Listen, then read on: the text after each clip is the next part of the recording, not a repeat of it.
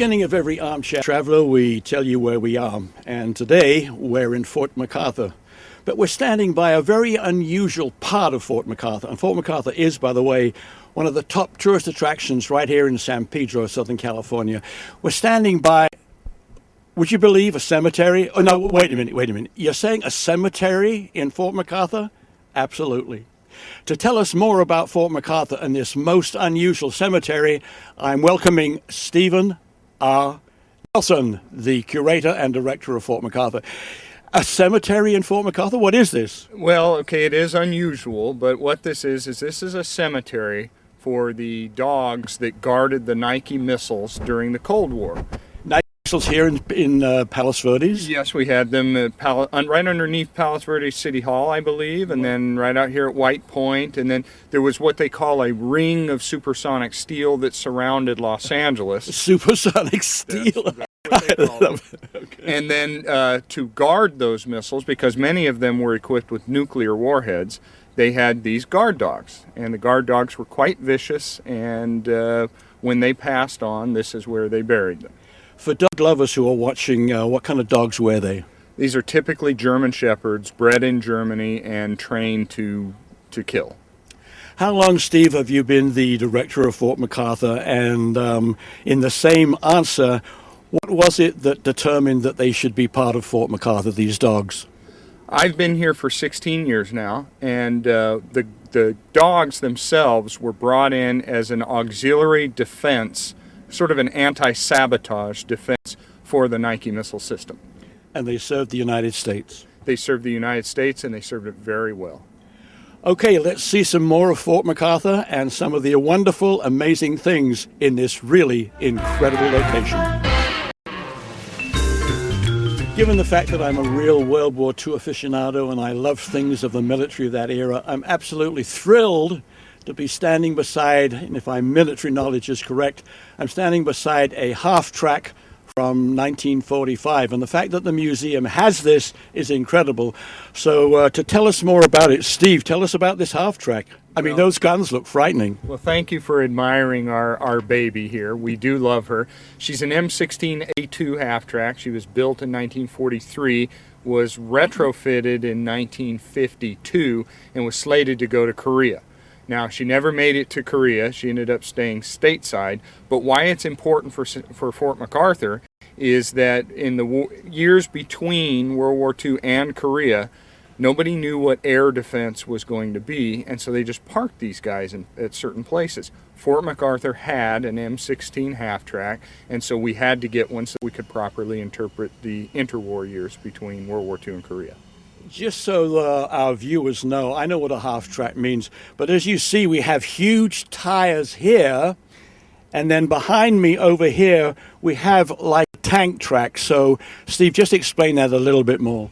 The idea was that this track could take heavy loads and could get to places that a normal, tired vehicle or wheeled vehicle could not go.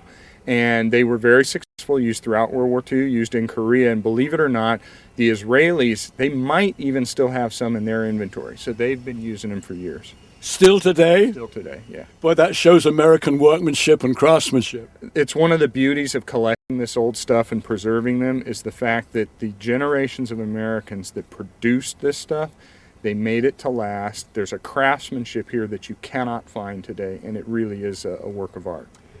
I know our viewers would be fascinated to find out how much does something like this cost, and where on earth do you find it? Well, again, exact cost I can't determine for you, but what you can do is get on eBay. Get on eBay and look at that. Look at the Military Vehicles website. There are a lot of people, private individuals, that are saving these old... Saving them? Yeah, they're destined for the scrap heap. And what they do is they know, inside themselves, they know that there's history in every one of these vehicles. And they save them, and they lovingly restore them, and then ultimately they end up in museums, hopefully. But from my knowledge of things military, I would say that this somewhere is maybe between the range of 75,000 and 100. You're in the right range, for sure. Wow.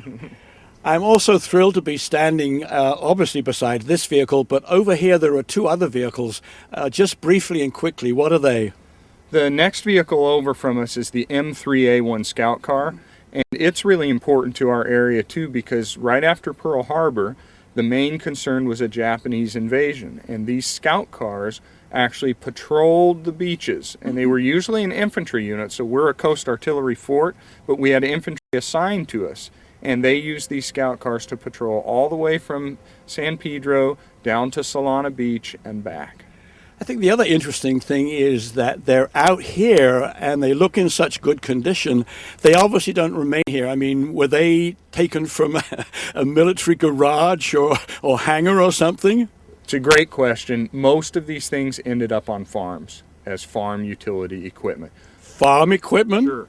A tracked vehicle out on a plowed field, the traction you're going to get, they were very, very reliable. But what usually happened is all of the armor was stripped off, the guns were removed, the radios are gone, and so when we find them or when these individuals find them, they have to rebuild them. And so it's like almost like a puzzle, piecing each piece back together. And in the process, there's a real intellectual challenge and there's a real physical challenge. And it's good for the body to do this.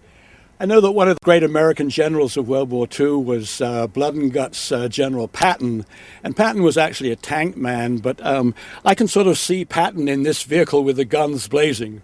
I'm sure he would like the guns. Of course, his first choice is a tank, and we hope that we can honor his memory with a tank here at some point, but that'll be in the future. All right, on to another site at Fort MacArthur. We're inside what I can only describe as a military garage full of wonderful sort of memorabilia. And I'm standing beside something, well, two things, this car here and this incredible contraption here. Steve, what exactly are both of these cars? I guess they're cars.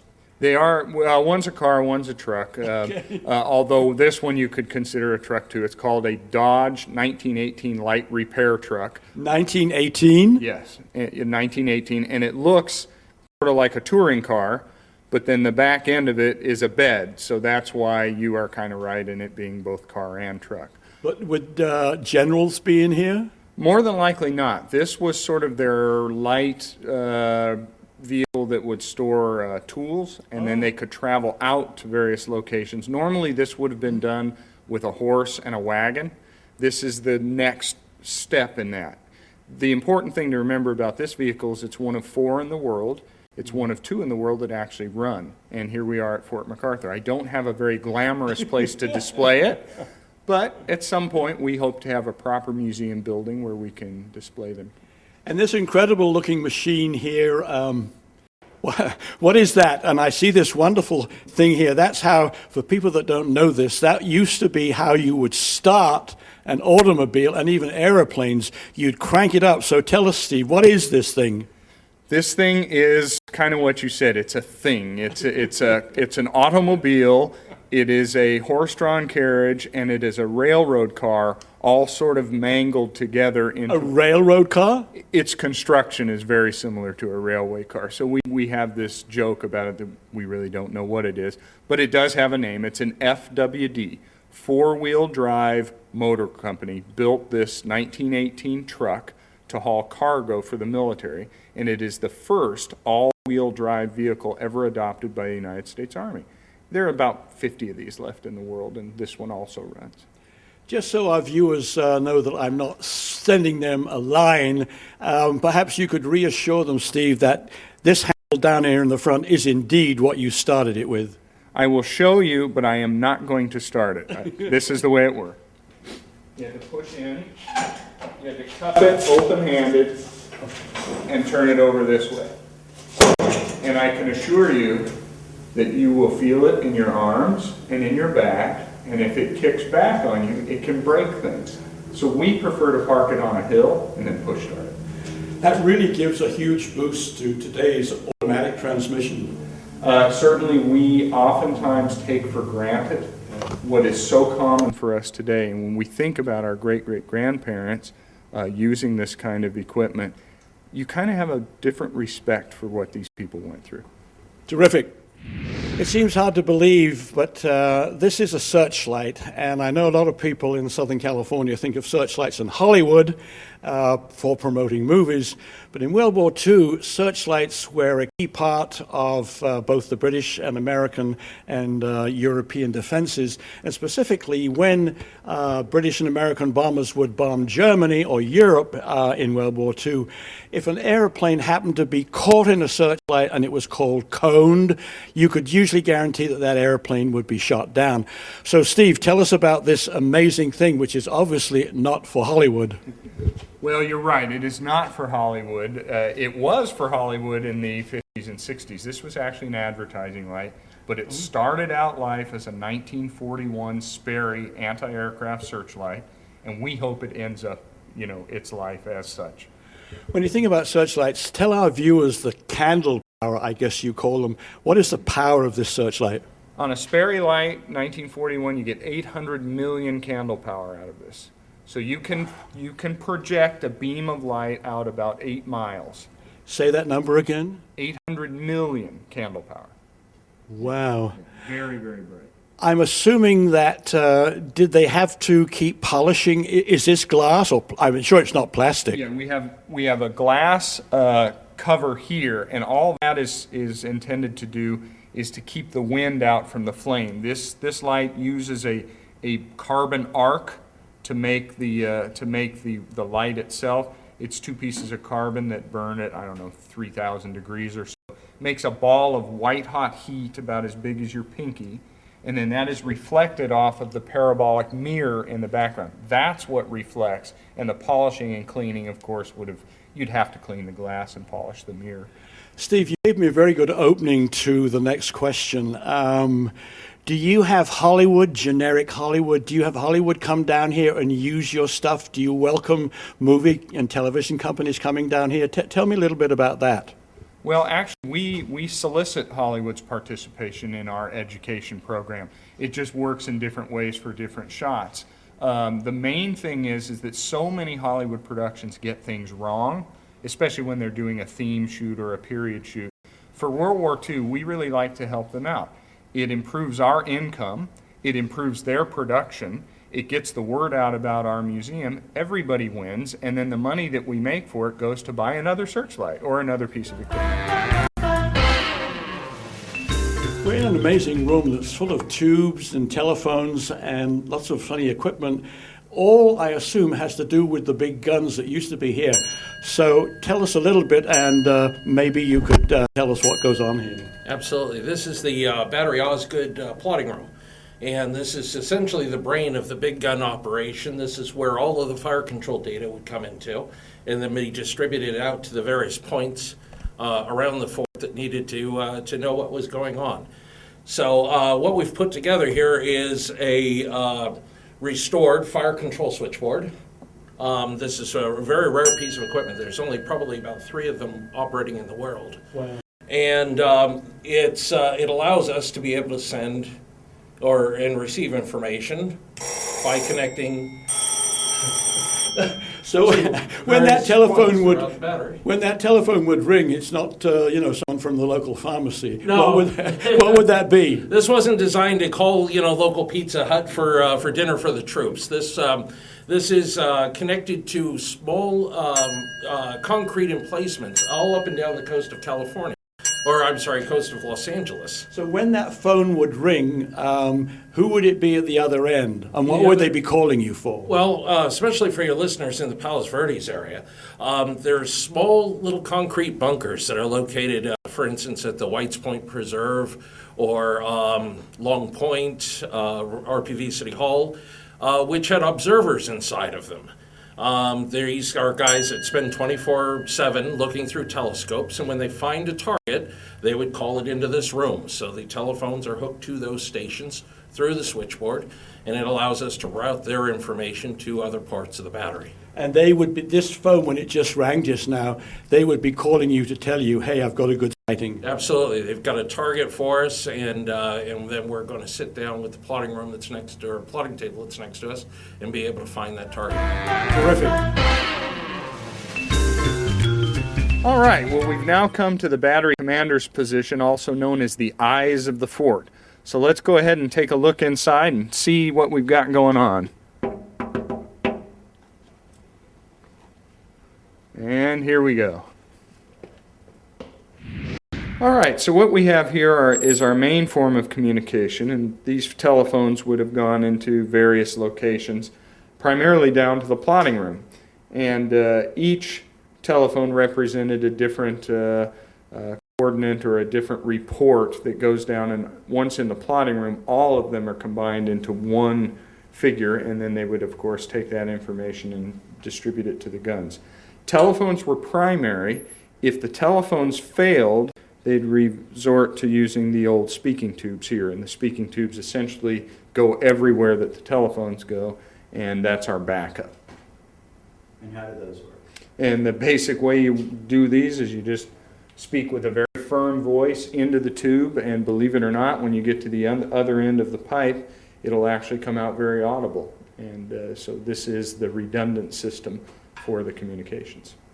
Okay, and how about the desk behind you? What are you just trying to say? Desk behind us is mostly for the battery commander to compile his reports, to make his notations. If there's anything important that he needs to communicate to the crew, he can write that here on the chalkboard. If communications fails, telephones or speaking tubes, he always has the handy dandy Signal Corps U.S. Army megaphone, and you can actually yell out to the gun pits using this megaphone. So what we're trying to recreate here is every piece of equipment that you see probably existed in here at this fort historically. We don't know exactly because we don't have the complete list yet, but we're working on getting it exact. This is primarily to give us light and illumination in case of a night attack. Also keeps light inside the battery. It'll recharge the batteries that power the phones. It's a really important part of the battery, and to get it working is just really remarkable.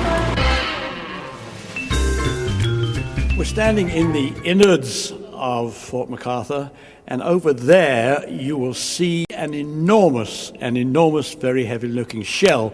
And over here is, well, what exactly is this, Steve? And what is the relation between the shell over there and this huge thing we're standing next to? Very simple answer is that shell over there goes inside this thing. What this is a breech, and it's a breech mechanism for a 14-inch gun. Now, it just so happens that our guns here at Fort MacArthur were 14-inch. The difference is that this is a 14-inch Navy gun breech as opposed to an Army gun breech. But I still think it gives people a nice visual understanding of what we're talking about when we say a big gun. You have to keep in mind that this is only 12 foot of the barrel. The barrel would normally be about 50 feet long. But just this section alone is 31.5 tons, so roughly 61,000 pounds. Having said that, what is the weight of that shell? That shell is 1,450 pounds. It's an armor-piercing shell. But you have to keep in mind that behind that went 400 pounds of nitrocellulose gunpowder and 20 pounds of black powder as the ignition source for that. I'm sure a lot of our viewers must wonder, as I did many years ago, when people say it's a 16-inch gun or a 14-inch gun, what exactly is a 14-inch? Does that mean the width of the barrel? Essentially, yes. It's the bore diameter is what they're talking about. And so I get kids all the time that go, 14-inch gun, what's the big deal? They don't understand that it's really referring just to the width. And when you get up into the 14, past 10, past 8, these guns are enormous. We've certainly seen a lot of interesting things today, and for people watching, there is a lot of really interesting stuff inside here. And Steve, just very briefly, give our viewers a quick overview of some of the things they can see inside Fort MacArthur. Well, as you come through the battery, we'll have photographic exhibits up. In some cases, we'll have some artifacts and three-dimensional things.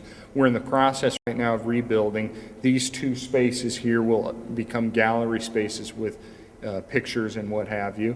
And then our vehicles and our equipment, all that will be combined into one big sort of outdoor-indoor museum, and I think we can definitely fill an afternoon of your time. I personally found this absolutely fascinating, even though I am a military buff and I love all that stuff. Even if you're not, you will still find Fort MacArthur absolutely riveting. And Steve, for people watching, one more time, what is the website? Would you rather they looked at the website, or do you have to call and make reservations, or how does that work?